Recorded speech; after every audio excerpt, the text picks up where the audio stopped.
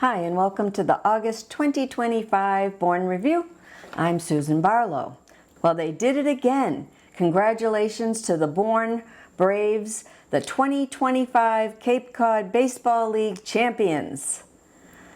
Would you like more friends, more fun activities, and to feel more connected to your community? Bourne Newcomers and Neighbors is holding a open house on September 30th from 5:30 to 7:30 p.m. at the Fraternal Order of Eagles Hall, located at 39 Cohasset Avenue in Buzzards Bay. It's a free event and a great way to learn about this popular social club. Please take note that the warrant for special town meeting will close at 4 p.m. on September 18th for our special town meeting to be held on October 20th. Coming right up is the annual Cape Cod Canal Day in Buzzards Bay Park, one of my absolutely favorite events of the year in Bourne. Enjoy food trucks, a beer garden, live music, a cornhole contest, a dog costume parade, and some outstanding arts and crafts vendors. Admission is free and it's a fun-filled day for the whole family. Mass DOT will host a public open house on Thursday, September 25th from 3 to 7 p.m. at the Bourne Veterans Memorial Community Center, 239 Main Street in Buzzards Bay. MassDOT officials and project team members will be available to present details from the Draft Environmental Impact Report. The nonprofit Colorful Kids is holding its 4th annual Cape Cod Flips competition. 4 talented teams of woodworkers, refinishers, and designers have been transforming forgotten furniture into stunning pieces, all to support Colorful Kids, a local nonprofit creating bedroom makeovers for children in need across Cape Cod. On September 27th, it's the grand finale of this project. All 4 teams will showcase their magnificent creations in a public sale competition at our sponsoring partner, Cape Cod Coffee of Mashpee. It's not just about who sells the most, it's about celebrating creativity, community spirit, and the incredible power of giving forgotten items a beautiful new purpose. Join us in this free, family-friendly event where creativity meets compassion and every purchase helps transform a child's world. On Saturday, August 16th, the Bourne Society for Historic Preservation held its annual Everything Blueberry Festival on the grounds of the Briggs McDermott House located at 22 Sandwich Road across from the Bourne Library. It was a beautiful day to be outside on this historic property and enjoy some delicious homemade items from blueberry donuts, blueberry scones, and blueberry Pop-Tarts to the more traditional blueberry bread and muffins. Inside the house, visitors toured the ongoing exhibit of bathing costumes from the late 1800s and early 1900s that are part of the collection of the Bourne Society for Historic Preservation.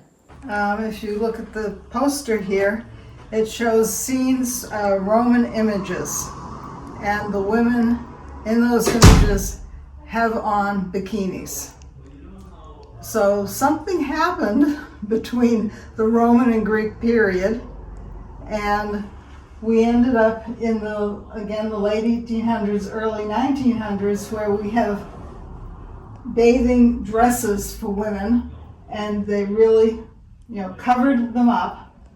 And this first one is linen. The middle one is cotton, and the end one, I think, is wool. So it made out of very heavy, dense fabrics, and everybody says, oh, they couldn't wear wool in a bathing suit these days. And so I remind them that we're talking 150 years ago or so, and the climate was probably cooler then than it is now. So those are, and they also had bathing shoes. So you really were getting dressed to be, I guess, extremely modest is the word for it. And on this poster, 20th century, by the 20s and 30s, they were working on, Coco Chanel was investigating lingerie weight jersey knits for outfits. And you also have the beginning of Coal of California, Catalina, and Speedo in Australia. I never knew Speedo came from Australia. But anyway, that's the early time. And we've gone now from the Roman times with bikinis to present day, which of course has bikinis, but I would have to say, and costumes that are far less than bikinis even. I believe these are mostly men's suits. And this first one is, it's a black wool knit, commercially manufactured by Blessy System. And it's from the collection of the Bourne Historical Society. It was donated by Louise Pontbriand. And it just says on the sign there, it was found in a cottage on Saltmarsh Lane. So we know nothing more about it. And then if we come over here, this is a woman's light blue wool knit again. And it had little pants under it. And originally, it very likely had a skirt as well. The skirt has not survived. And then this one is a man's 1920s, and again on loan from the Bourne Historical Society. And then over here, this is a men's swimsuit from the 20s, 30s. It's a navy wool suit donated by John Woodley of Picasso. And this is another man's one. It almost looks like it could be a women's one, but it's man's, and it's a navy cotton knit. Let me see, 1920s, I think I said that. And it's part of the collection of the Briggs House. And then this one over here, again, 1920s, 1930s. It's a wool swimsuit with attached shorts. And then the last one we have is way over on the left here. And this one is, it's a woman's suit. Oops. It's a woman's suit, and it's a wool knit. It was commercially manufactured by Blessy System. And I know nothing about that, but and this was loaned by the Bourne Historical Society, and again found on a cottage, in a cottage on Saltmarsh Lane. And in this room we also have some pictures. This is Monument Beach with the old Norcross Hotel, which of course is no longer there. Over here we have a picture of the staff out on the porch. And then there was also the Bradford Arms and the Sagamore Lodge, which were both in the Sagamore Beach area. And all three of those are gone today. The book drop-off for the library book sale is September 6th from 10 a.m. to 2 p.m. Just head on over to the library parking lot and help out the library with one of its largest fundraisers of the year. The actual book sale will be held on Saturday, September 13th from 10 a.m. to 2 p.m., so be sure to mark your calendars. The Valley Farm Community Garden held its second annual Monarch Butterfly Day at the museums at Uptuxet on August 23rd. The free event featured crafts for children, face painting, and 3 excellent presentations. George Morse of Butterflies of Cape Cod gave a talk on the monarch butterfly, its life cycle, and migration patterns. Mark Winteringham of Long Pond Apiary, known as the Bee Guy, spoke about 3 species of bees, the bumblebee, the leafcutter bee, and mason bees. All 3 are hardworking pollinators and really need our help to continue to survive. Terry Soares of Soares Flower Garden Nursery addressed pollinator plants and how important it is to incorporate these native pollinator plants in our yards to support butterflies, bees, dragonflies, moths, etc., and all the birds that rely on insects for food. You can watch all three of these presentations on Bourne Community TV's YouTube channel, or on Bourne Community TV Channel 6, or on the BourneTV.com website. Here's what's happening downtown. The Eastern Bank-sponsored Concerts by the Canal series were very well attended and a lot of fun this year. Some of the concerts were filmed and can be seen on Bourne Community TV's YouTube channel. The Canal Region Farmers Market was also held in Buzzards Bay Park at the same time as the concerts. What a nice mix of events. Both are over for the season and I can't wait for next year to do it all again. Antiques Etc. held its grand opening over the Labor Day weekend, located at 134 Main Street, the former location of the Country Store. Well, my name is Carol, and I am the new owner of this group antique shop.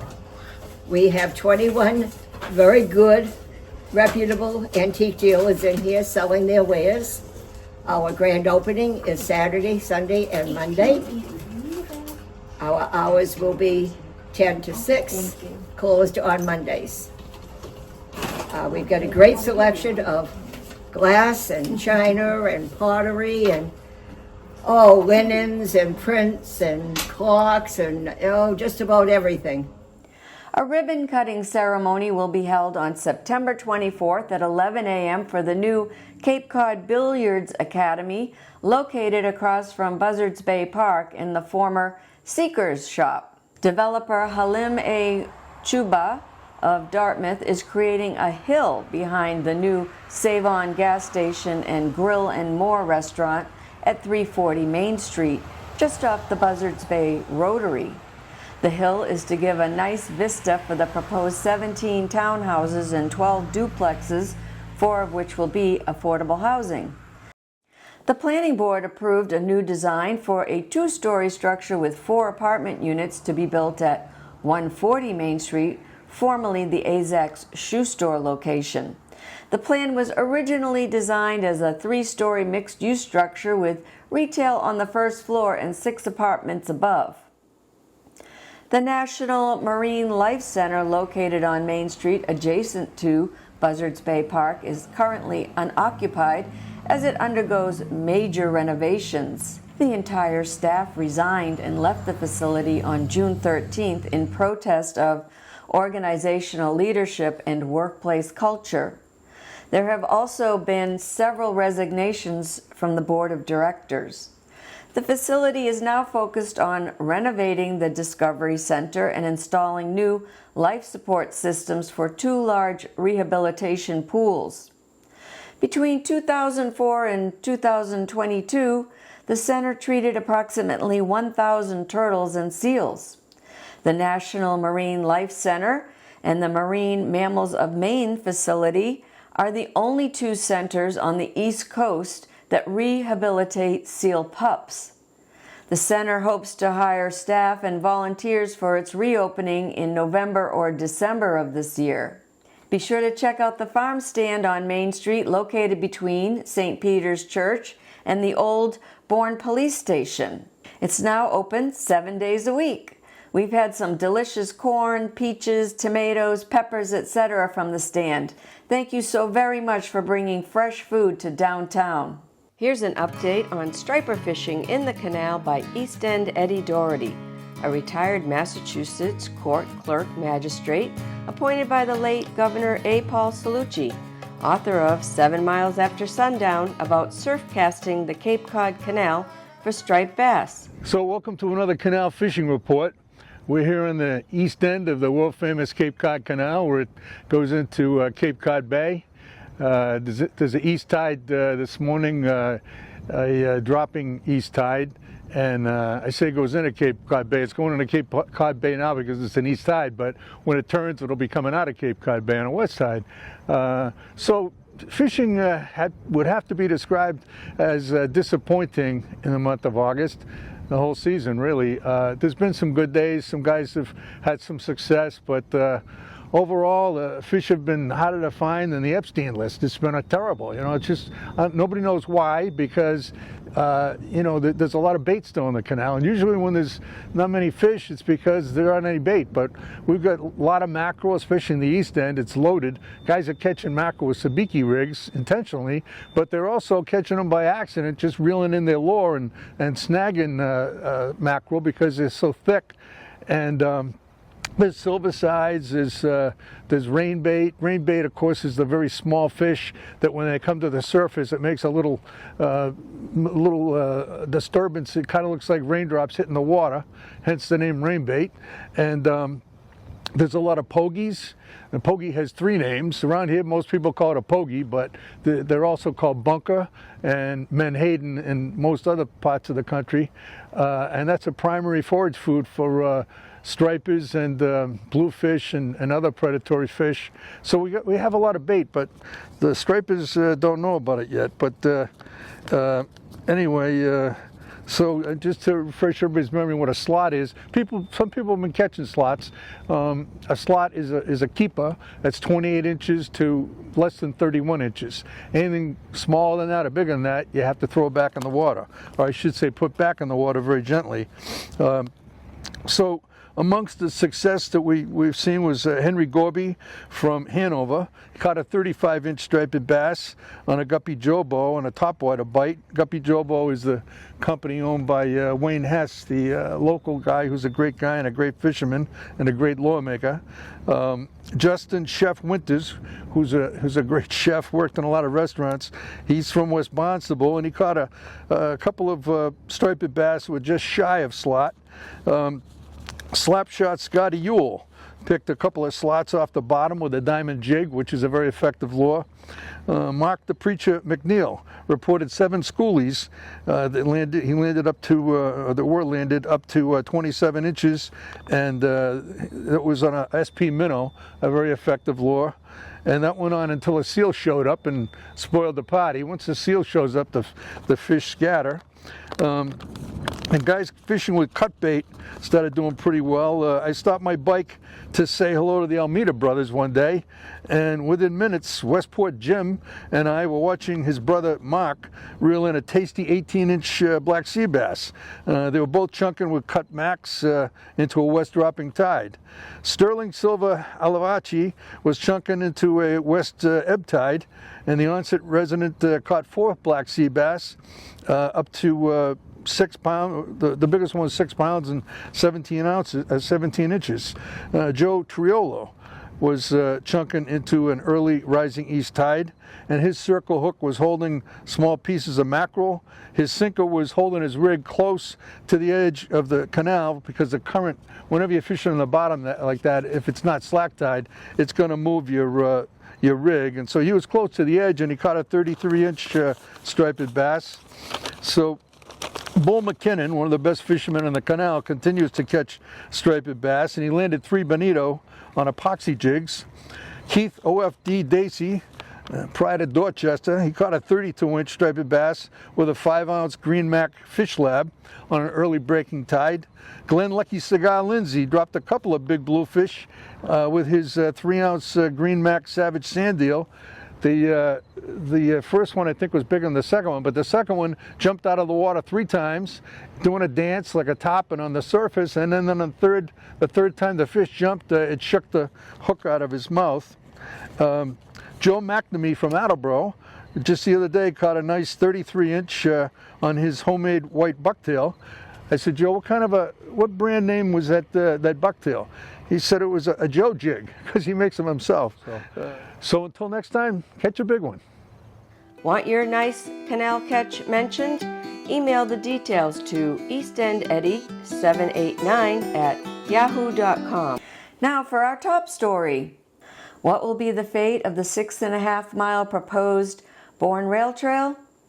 At a public information meeting on August 6th, the Board of Directors of the Bike Committee voted 4-1 to delay putting out a bid for Phase 1 of the pedestrian bike trail, which would begin at the railroad bridge and end in Gray Gables. Phase 1 is a half-mile long with an estimated cost of $10 million to construct it. At the meeting, Gray Gables residents voiced their concern about available parking in their neighborhood. Bourne residents have been waiting over a year for Governor Maura Healey's administration to decide whether to tear up the state-owned Falmouth secondary rail line tracks, which serve Cavosa Demolition Corporation of East Falmouth, a private, for-profit hauler of demolition refuse. Cavosa does not haul municipal trash. Many have asked, where does the Falmouth secondary line go to? The Falmouth secondary line terminates at a waste disposal site within Joint Base Cape Cod. It is leased and operated by Cavosa Corporation. The track does not go to Falmouth or Woods Hole. Falmouth converted their railroad tracks into the Shining Sea path decades ago.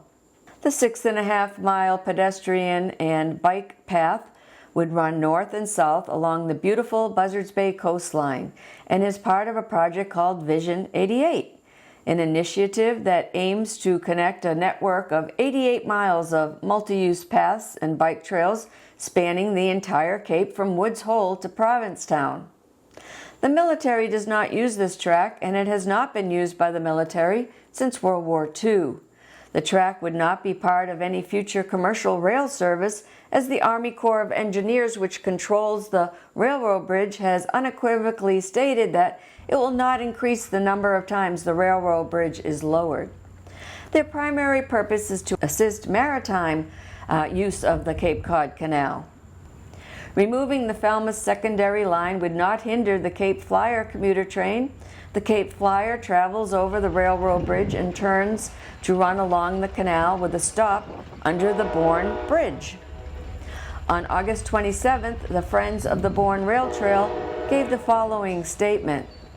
We are disappointed to report that officials of the Massachusetts Department of Transportation have verbally informed us and town officials that the little-used Falmouth secondary rail line will not be removed at this time. MassDOT's explanation, with which we strenuously disagree, is that it will be less expensive and take less time to build a pathway with the track rather than by removing the track and using that rail bed for the trail. Every feasibility study done to date has confirmed that rail to trail is far less expensive option, as removal of the track was the sole condition of availability of the $20 million in federal funds secured for this project by the Cape Cod Regional Transit Authority. The CCRTA is now redeploying those funds to other purposes.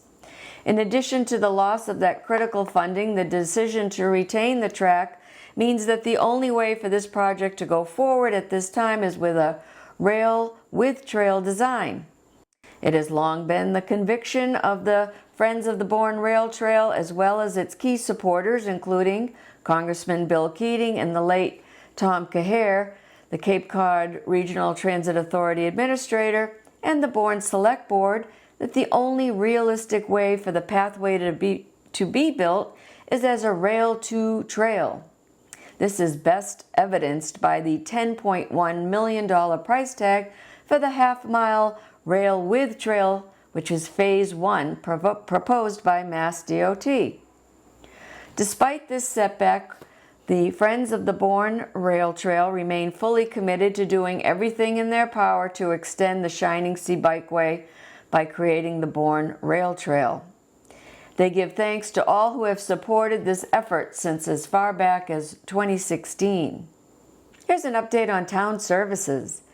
Bourne Recreation Department held a ribbon-cutting ceremony for the new playground behind the Bourne Community Center at 239 Main Street. All right, hi everyone. Thank you for being here today. I'm Katie. I'm the Recreation Director.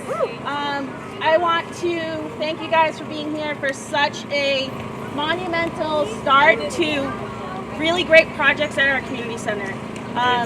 This is the first initiative of a few. Going forward, we're going to have a skate park.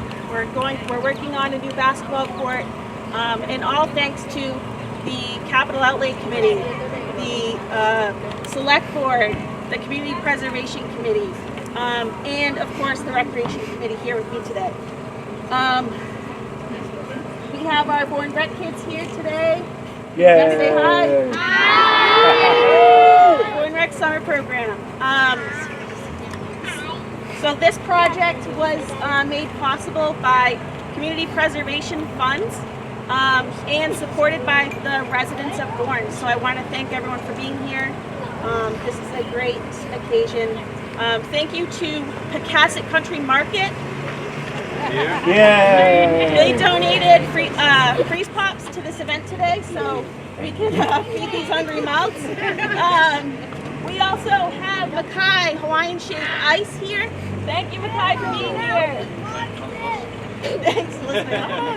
All right. Peter, do you want to say anything? This project was funded by Community Preservation Fund. It's a great resource. It doesn't put any stress on the backs, on the average person in town. So it's a great use of the funds. These kids get to enjoy it. When I was growing up, we didn't have anything like this. We never rushed apartment that's vibrant like it is now. So I want to thank you, and Marlene and Liz who had a lot to do with this. Yay, Liz! Workshops at night. Liz was there. So just watch your fingers here. Yeah. 1, 2, 3. Yay! Beautiful. Design and construction of a new all-wheel skate park is also underway. Public feedback for the design of the park closed at the end of August, and a public information session was held on August 19th. You can view the meeting on Bourne Community TV's YouTube channel. Receive updates about the skate park by scanning this QR code or visit the Town of Bourne website. Many more programs and events are coming up at the Bourne Recreation Department. Be sure to visit bournerec.com for details and registration information. Here's what's happening at the library. On Sunday, September 28th from 1 to 3 p.m., come over to the library for a celebration of the library's 100th birthday. There will be live music by the New Orleans-style brass band Catnip Junkies, catered food, multiple speakers, and recordings of the memories that locals have shared about their experiences in the old building which was once the Francis F. Stoll School. Many programs are happening at the library in September for children and adults, and you can see all the listings by visiting bournelibrary.org and clicking on the Programs Events tab. Reminder, the Bourne Recycling Center will only be open 6 days a week, closed on Tuesdays beginning the day after Labor Day. Hours are still 7 a.m. to 3 p.m. If you're trying to declutter, please remember that textiles, meaning clothing and other fabric products, are no longer allowed in the trash. There are containers at the Bourne Recycling Center specifically for textiles, as well as containers in the parking lots of the Bourne Public Schools. If clothing's in good condition, please donate it to one of our local charities and/or thrift shops, such as, just to name a few, the St. Vincent de Paul, located at 5 Armory Road next to the police station, St. Margaret's Attic Treasures at 143 Main Street in Buzzards Bay, the thrift shop at the Bourne United Methodist Church, 37 Sandwich Road, or the drop box located in the parking lot behind the food pantry, 121 Main Street. There's also a thrift shop specifically for veterans located at the Uptuxet VFW across from Gray Gables Market at 180 Shore Road. The Bourne Council on Aging, located in the Bourne Community Center, offers a wide variety of programs to seniors 60 years and older. Chef Jean Lanahan will hold 2 cooking classes on September 18th. It's Canning 101. Learn to make dill pickles and red pepper jelly. On October 16th, it's vegetable and pork dumplings with dipping sauce. Classes are held from 3 to 4:30 p.m. Registration's limited and the fee is due in advance. It's $10 per class. On September 9th, the COA hosts Music in Dementia. Want to hone your computer skills? Seniors can sign up for this free 5-week course to learn computer essentials. Stay fit with fitness classes at the Council on Aging. You can call the COA at 508-759-0600, extension 5300, to register for programs or for more information. You can see a listing of all their activities at townofbourne.com/Council on Aging. Here are some wonderful photos taken by area photographers showing the beauty that surrounds us.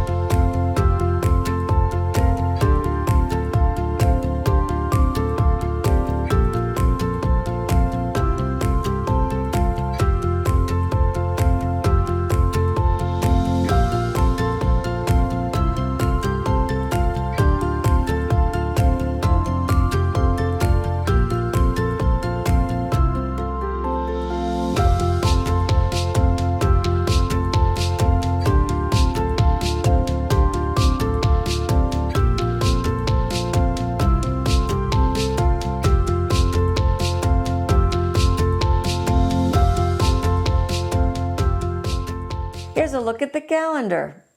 The Katomet Schoolhouse, located at 1200 County Road, will host its annual Antique Auto Show on September 6th from noon to 4 p.m.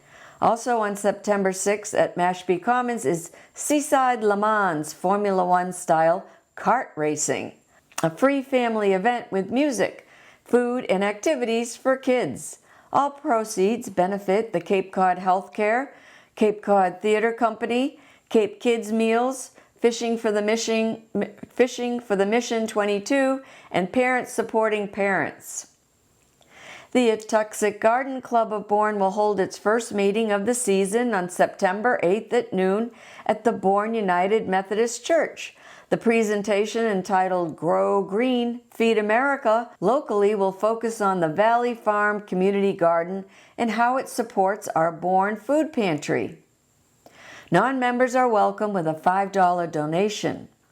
Don't forget, it's the annual Cape Cod Canal Day in Buzzards Bay on September 20th from 11 a.m. to 6 p.m. Please subscribe to our YouTube channel to keep up to date with what's happening in Bourne. Your company or organization can become an underwriter. It's a great way to spread the word. Send an email for more information to info@bournetv.com. Well, thanks so much for watching this episode of the Bourne Review. Have a wonderful September and early fall, and I'll see you next time.